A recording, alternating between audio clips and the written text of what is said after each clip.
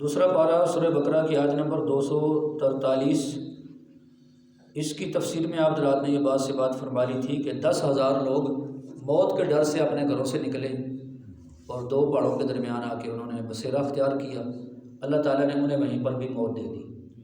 پھر 10,000 وہ آدمی پھر بڑے عرصے کے بعد اللہ کے نبی حضرت حزقیل علیہ السلام وہاں سے گزر رہے تھے، انہوں نے دعا فرمائی، ان کی دعا کی برکت سے اللہ پاک نے انہیں زندہ کر دیا۔ کس نے زندہ کیا؟ اللہ پاک نے۔ تفصیلی واقعہ آپ نے سن لیا۔ اب اس واقعے کے مفسرین نے یہ واقعہ لکھا اس آیت مبارکہ کی تفسیر میں، اور یہ لکھا کہ اس سے ہمیں سب سے پہلا اور بڑا سبق تو یہ ملتا ہے کہ کوئی بندہ موت سے بھاگ نہیں سکتا، موت اپنے وقت پہ ضرور آئے گی، خواہ وہ موت سے بچنے کا جتنے بھی انتظام کر لے اور جو کچھ بھی کر لے، لیکن موت اپنے وقت پر آئے گی، موت سے بچ نہیں سکتا۔ تو لہٰذا یہ بات ہر مسلمان کو یہ ذہن میں رکھنی چاہیے کہ کبھی انسان موت کے ڈر کی وجہ سے اللہ تعالیٰ کے حکم کی وہ اس سے پیچھے نہ ہٹے، جیسے جہاد میں نہ جانا اس لیے کہ جو موت آ جائے گی جہاد میں جائیں گے، ہاں جی، جیسے ان لوگوں نے بہانہ کیا تھا وہ جی اس بستی میں طاعون پھیلا ہوا ہے، جب ختم ہو جائے گا پھر ہم جہاد کے لیے جائیں گے، اپنے گھروں میں بیٹھ گئے، ہاں جی۔ بہرحال سیدنا حضرت خالد بن ولید رضی اللہ تعالیٰ عنہ، جن کو نبی علیہ السلام نے لقب دیا سیف من سیوف اللہ، اللہ کی تلواروں میں سے ایک تلوار، انہوں نے 125 جنگیں تقریباً لڑی اپنی زندگی میں، بلکہ اس سے بھی زیادہ، کسی جنگ میں ہارے نہیں ہیں، اور جسم پر کوئی ایسا حصہ نہیں تھا جہاں پر کوئی زخم کا نشان موجود نہ ہو، لیکن آپ کی وفات بستر پر ہوتی ہے، اور آپ فرماتے ہیں کہ میں نے ساری زندگی جنگوں میں گزاری ہے اور میں ہر جگہ ڈھونڈتا رہا کہ مجھے موت آ جائے، شہادت کی موت مل جائے، لیکن مجھے میدان جہاد میں موت نہیں آئی۔ تو فرمایا بزدلوں کو پیغام پہنچا دو، اللہ تعالیٰ بزدلوں کی آنکھوں کو ٹھنڈا نہ کرے کہ موت جو ہوتی ہے وہ میدان جہاد میں نہیں ہوتی، یہ تو اللہ تعالیٰ کی طرف سے مقرر ہوتی ہے، جہاں پر ہوتی ہے وہیں پر آتی ہے، کوئی شک نہیں۔ تو اس لیے میرے بھائیوں، اس سے ہمیں سب سے بڑا سبق یہ ملتا ہے کہ موت اپنے وقت پر آئے گی، لہذا ہر انسان کو اپنی موت کو یاد بھی رکھنا چاہیے، موت کی تیاری بھی کرنی چاہیے، اور اگر کوئی موقع آ جائے اللہ کے راستے میں جہاد کا تو انسان کو وہاں سے گھبرا کے بھاگنا نہیں چاہیے۔ اتنی بات آپ کو سمجھ آ گئی؟ اچھا، ایک سبق تو یہ ملتا ہے۔ دوسرا، اس واقعے سے ہمیں جو بڑا سبق ملتا ہے، یہ توجہ سے بات سنی ہے کیونکہ اس کا تعلق اہل سنت والجماعت کے عقائد کے ساتھ ہے، جو ابھی بات آپ سنیں گے۔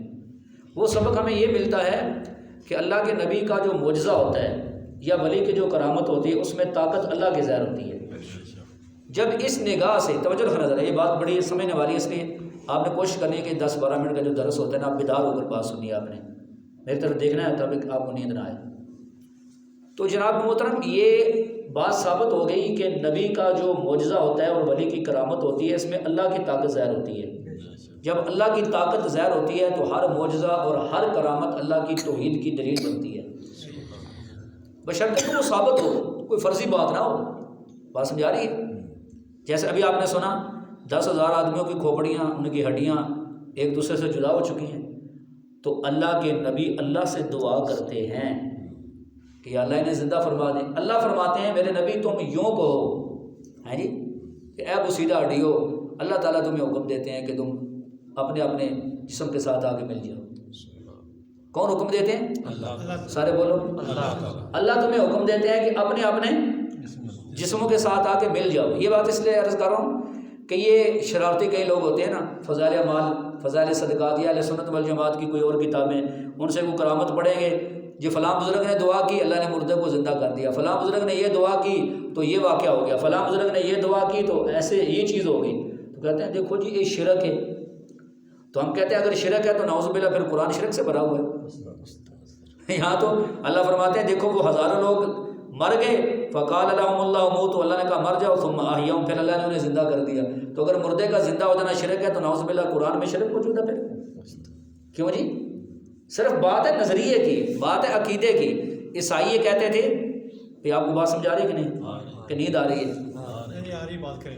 جو عیسائی لوگ ہیں نا وہ کہتے ہیں کہ عیسیٰ علیہ السلام مردوں کو زندہ کرتے تھے، عیسیٰ علیہ السلام مردوں کو زندہ کرتے تھے، لہٰذا یہ ان کی قدرت ہے، ان کی طاقت ہے، انہوں نے ان کو خدا بنا دیا، خدا کا بیٹا بنا دیا، خدا کا حصہ بنا دیا۔ جبکہ ہم کہتے ہیں کہ عیسیٰ علیہ السلام کہتے تھے کن بإذن اللہ، اللہ کے حکم سے زندہ ہو جا۔ تو طاقت کس کی ہوتی تھی؟ اللہ کی. تو اس لیے بھائیو جتنے بھی معجزات ہیں، جتنے بھی کرامتیں ہیں، اس میں ہمارا اہل سنت والجماعت کا یہ واضح نظریہ ہے. لہٰذا یہ شرک نہیں ہے. یہ شرک میں 2-3 مثالیں دیتا ہوں تاکہ بعض بات تھوڑی واضح ہو جائے. اچھا دوسری بات یہ ہے کہ اللہ کے نبی کا معجزہ ہو یا ولی کی کرامت ہو، یہ اللہ تعالیٰ جب چاہتے ہیں اس وقت ظاہر ہوتا ہے. جب اللہ نہیں چاہتے تو نہیں ظاہر ہوتا. مثلا حضرت یعقوب علیہ السلام کے بیٹے یوسف علیہ السلام آپ سے جدا ہو گئے، اور جب جدا ہوئے تو پہلے بھائیوں نے کنعان کے قریب ایک کنواں تھا، اس میں یوسف علیہ السلام کو ڈال دیا. تو یعقوب علیہ السلام کو کوئی پتہ نہیں، رو رہے ہیں جی، آنسو بہا رہے ہیں. پھر وہاں سے قافلے والوں کے بیچ دیا، پھر مصر کے بادشاہ بن گئے. پھر 40 سال کے بعد حضرت یوسف علیہ السلام کرتا وہاں سے بھیجتے ہیں جی اپنے والد کے لیے کہ جاؤ یہ میرا کرتا ہے میرے والد کی آنکھوں پہ لگاؤ، اللہ ان کی بینائی واپس کر دیں گے. کرتا مصر سے چلتا ہے، اور شام کا علاقہ کنعان، وہاں حضرت یعقوب علیہ السلام فرماتے ہیں کہ انی لاجد ریح یوسف لولا تفندون، اگر تم مجھے غلط نہ کہو مجھے تو یوسف کی خوشبو آ رہی ہے. کرتا کہاں سے چلتا ہے؟ مصر سے. اور یعقوب علیہ السلام کہاں ہیں؟ کنعان، شام کے علاقے کنعان میں. اور ادھر آپ جب بھائیوں نے کنویں میں پھینکا تو بالکل قریب بستی کے کنویں ہیں، لیکن کوئی پتہ نہیں چلا. تو معلوم ہوا کون بتاتے ہیں؟ اللہ. جب چاہیں اس وقت بتاتے ہیں. اتنا بات سمجھ آ گئی آپ کو؟ اچھا دوسری بات، سلیمان علیہ السلام بیٹھے ہوئے ہیں اپنے دربار میں، اور ملکہ بلقیس کو آپ نے پیغام بھیجا تھا کہ یہ جو تم حکومت سلطنت اور یہ شرک والے معاملات کرے چھوڑ دو. ملکہ بلقیس چلی، کئی میل کا فاصلہ وہاں سے. تو اس نے سلیمان علیہ السلام کے دربار میں آ رہی ہے ملکہ بلقیس. سلیمان علیہ السلام اپنے درباریوں کو کہتے ہیں، جنات بھی ہیں انسان بھی ہیں آپ کے دربار میں، آپ کہتے ہیں کہ ملکہ بلقیس یہاں پہنچنے سے پہلے اس کا تخت یہاں ہونا چاہیے، بڑا شاندار تخت تھا اس کا. تو جب آپ نے یہ فرمایا تو ایک جن کہنے لگا اللہ کے نبی، قرآن میں یہ واقعہ موجود ہے، اے اللہ کے نبی آپ اپنی جگہ سے کھڑے ہو کے بیٹھیں، تخت میں یہاں حاضر ہوگا. آپ نے فرمایا مجھے اس سے بھی جلدی چاہیے. تو قال الذی عنده علم من الکتاب، پھر آپ کا ایک صحابی کہنے لگا جس کو اللہ نے اس میں اعظم عطا فرمایا تھا کہ اللہ کے نبی بس آپ آنکھ بند کر کے کھولیں تخت حاضر ہے. تو سلیمان علیہ السلام نے آنکھ بند کی، کھولی، سامنے تخت موجود ہے. حالانکہ وہاں سے ہزاروں میل دور ملکہ بلقیس کا تخت ہے، اپنے محل میں پڑا ہوا ہے لیکن تخت سامنے. تو سلیمان علیہ السلام کہتے ہیں ھذا فضل من ربی، یہ میرے رب کا فضل ہے. کیا کہتے ہیں؟ میرے رب کا فضل. مطلب کہ یہ اللہ کے چاہنے سے ہوا، اگر اللہ نہ چاہتے تو نہ ہوتا. تو میرے بھائیو اس لیے اللہ کے نبیوں کے معجزات اور ولیوں کی جو کرامتیں ہیں ان کا تعلق ان چیزوں کے ساتھ ہے. وہ اللہ کے چاہنے سے ہوتے ہیں جب اللہ چاہتے ہیں، اور دوسرے نمبر پر ہر وقت نہیں ہوتا. اب دیکھو نبی علیہ الصلوۃ والسلام کی زندگی میں جب ہم آپ کی سیرت کا مطالعہ کرتے ہیں جس کی کتابیں بھری ہوئی ہیں ایسے واقعات سے، کہ کبھی ایسے ہوتا ہے کہ نبی علیہ السلام تھوڑا سا پانی ہے، حضور فرماتے ہیں سفر میں ہے پانی نہیں ہے، تو نبی علیہ الصلوۃ والسلام فرماتے ہیں کہ اب جو مشکیزیں ان کو نچوڑ کے تھوڑا سا کوئی آدھا پیالے سے بھی تھوڑا سا پانی، تو حضور پاک اس پیالے میں اپنی انگلیاں رکھ دیتے ہیں، اس سے پانی نکلنا شروع ہو جاتا ہے. سینکڑوں کی تعداد میں صحابہ پانی بھی پی لیتے ہیں، اونٹوں کو بھی پلا لیتے ہیں، اپنے جانوروں کو پلا لیتے ہیں، برتنوں میں بھر لیتے ہیں، وضو کر لیتے ہیں. ہاں جی پانی پھر بھی بچا ہوا ہے. اور کوئی وقت ایسا بھی آتا ہے کہ پانی موجود نہیں ہے، نبی علیہ الصلوۃ والسلام تیمم کر رہے ہیں، صحابہ کرام تیمم کر کے نماز پڑھ رہے ہیں.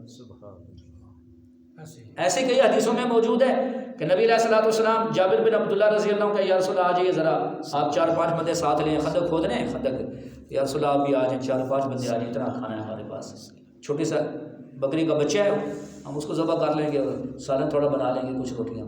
تو حضور پاک سارے صحابہ کہتے ہیں سارے آ جاؤ، جابر کے گھر میں دعوت ہے. سینکڑوں کی تعداد میں صحابہ جو خندق کھود رہے ہیں. تو انہوں نے جا کر بیوی کو بتایا کہ میں نے تو کہا تھا حضور پاک کہا جائیں 4-5 بندے آ جائیں. تو حضور پاک نے سب کو کہہ دیا. انہوں نے کہا اگر نبی علیہ السلام نے خود بلایا تو کوئی فکر کی بات نہیں. حضور پاک تشریف لائے، اللہ کے نبی علیہ السلام نے فرمایا کہ حضور پاک نے فرمایا کہ ایک آٹا روٹیاں لگانے والی عورت بھی بلا لو اور ہانڈی ذرا مجھے دکھاؤ. تو حضور نے فرمایا ہانڈی چولہے کو بھر رہے، حضور پاک نے اپنا لعاب دان اس میں ڈال دیا. تو سینکڑوں صحابہ کرام کھانا کھا گئے، سالن بھی بچ گیا، روٹیاں بھی بچ گئی. بات سمجھا رہی ہے؟ اور کبھی ایسے ہوتا ہے حضور پاک نے پیٹ پر پتھر باندھے ہوئے ہیں، صحابہ کرام نے بھی باندھے ہوئے ہیں، کچھ بھی نہیں ملتا. تو لہٰذا یہ جو لوگ جو اولیاء اللہ بزرگان دین کی کرامتوں کے اوپر اعتراضات کرتے ہیں، یا اللہ کے نبیوں کے معجزات پر، اصل میں وہ مسلمانوں کی نگاہ سے ان چیزوں کو پڑھتے نہیں ہیں۔ اگر مسلمانوں کی نگاہ سے پڑھیں تو کبھی بھی اعتراض ہے۔ ابھی یہ جو کام ہوا ہے نا سعودیہ میں، اس کے پیچھے بھی ان لوگوں کا بھی ہاتھ ہے، بات سمجھا رہی ہے؟ یا قرآن کہتے ہیں وہ جی ان کی کتابوں میں یہ واقعہ لکھا ہوا ہے، تو یہ واقعہ لکھا ہوا ہے، وہ جی ایک اللہ کا نیک بندہ تھا تو اسے خواب میں نظر آیا کہ فلاں جو نیک بندہ تھا جس نے نبی پاک صلی اللہ علیہ وسلم کے بالوں کی قدر کی تھی، تو جو بندہ اس کی قبر پر بیٹھ کر اللہ سے دعا کرے گا اللہ پاک اس کی مشکلیں حل کر دیں گے۔ تو دیکھو یہ شرک ہے بھائی، اللہ سے دعا کرنا شرک ہے؟ کیوں جی؟ اس نے یہ تو نہیں کہا قبر والے سے مانگو، اس نے کہا صرف وہاں اس کا وسیلہ دے کر کس سے مانگو؟ اللہ سے مانگو۔ تو وسیلہ شرک تھوڑی ہے۔ تو اصل میں ان لوگوں کی بھی شرارت ہے، ان لوگوں کی شیطانی ہے، ان کے کان بھرتے ہیں اور ہم بھی تمہاری طرح ہیں جی یہ ہے وہ ہے، تو ان کے کان بھرتے ہیں، انہیں پھر ہمارے خلاف کرتے ہیں۔ تو بہرحال ہمارا کھلا یہ عقیدہ یاد رکھو، ٹھیک ہے؟ ہاں ہم ان لوگوں کی طرح نہیں ہیں جو یہ کہتے ہیں، جیسے عیسائی کہتے ہیں جی نبی کی اپنی طاقت ہوتی ہے، نبی کو خدا بنا دیا، یا ولی کی اپنی طاقت ہوتی ہے، ولی کو نبی سے بڑھا کے خدا کے مقام پہ بٹھا دیا۔ ہم ان لوگوں کی طرح نہیں ہیں، یاد رکھو۔ اتنی بات آپ کو سمجھ آئی کہ نہیں آئی؟ سارے بولو ہاں۔ یہ اللہ پاک کے چاہنے سے ہوتا ہے، اگر اللہ نہ چاہے تو پھر نہیں ہو سکتا۔ جب یہ نظریہ سمجھ آ گیا نا تو اب کوئی بندہ کسی معجزے کا اور ولی کی کرامت کا منکر نہیں ہوگا، اور جو بندہ ولیوں کی کرامت کا منکر ہے اصل میں وہ اللہ کی تقدیر کا منکر ہے، کیونکہ اللہ کی طاقت اس میں ظاہر ہوتی ہے نا، اللہ کی قدرت۔ ایک بندہ مجھ سے ایک مرتبہ ایک واقعہ ہماری کتابوں میں لکھا ہوا تھا تو وہ کہنے لگا جی یہ ہو سکتا ہے؟ میں نے کہا تیرے میرے کو تو نہیں ہو سکتا، البتہ اللہ کی ذات سے ہو سکتا ہے۔ ان اللہ علی کل شیء قدیر، وہ تو ہر چیز پر قادر ہے، اس کے لیے کیا مشکل ہے؟ آپ ترجمہ سن لیں پھر انشاءاللہ یہ باتیں دونوں آپ کو سمجھ آ جائے گی۔ بسم اللہ الرحمن الرحیم۔ الم تر الی الذین خرجوا من دیارہم، کیا آپ نے ان لوگوں کو نہیں دیکھا؟ مطلب عربی زبان میں جب کسی یقینی واقعے کا بیان کرنا ہوتا ہے، جو پہلے یقینی طور پر سچا واقعہ بیان ہو چکا ہو تو اس کو کہتے ہیں الم ترا، کیا آپ نے ان لوگوں کو نہیں دیکھا؟ خرجوا من دیارہم، جو اپنے گھروں سے نکلے، وہم الوف، اور وہ ہزاروں کی تعداد میں تھے۔ نکلے کیوں گھروں سے؟ حذر الموت، موت سے بچنے کے لیے، موت سے ڈرتے ہوئے کہ ہمیں موت نہ آ جائے۔ وہ سمجھ آئی کہ نہیں آئی؟ فقال لهم اللہ موتوا، اللہ پاک نے انہیں فرمایا مر جاؤ، وہ سارے مر گئے۔ ثم احیاهم، پھر اللہ نے انہیں زندہ کر دیا۔ لیکن زندہ کس نے کیا؟ اللہ نے انہیں زندہ کر دیا۔ ان اللہ لذو فضل علی الناس، بے شک اللہ بڑے فضل والے ہیں لوگوں پر، ولکن اکثر الناس لا یشکرون، لیکن اکثر لوگ وہ اللہ کا شکر ادا نہیں کرتے۔ اللہ تو بڑے فضل والے ہیں لوگوں پر، ان کی خطائیں بھی معاف کر دیتے ہیں، انہیں مزید مہلت دیتے ہیں، بندہ گناہ چھوڑ دے، گناہ سے باز آ جائے، لیکن لوگ پھر بھی اللہ کا شکر ادا نہیں کرتے۔ اللہ پاک ہم سب کو اپنے شکر گزار بندوں میں شامل فرمائے۔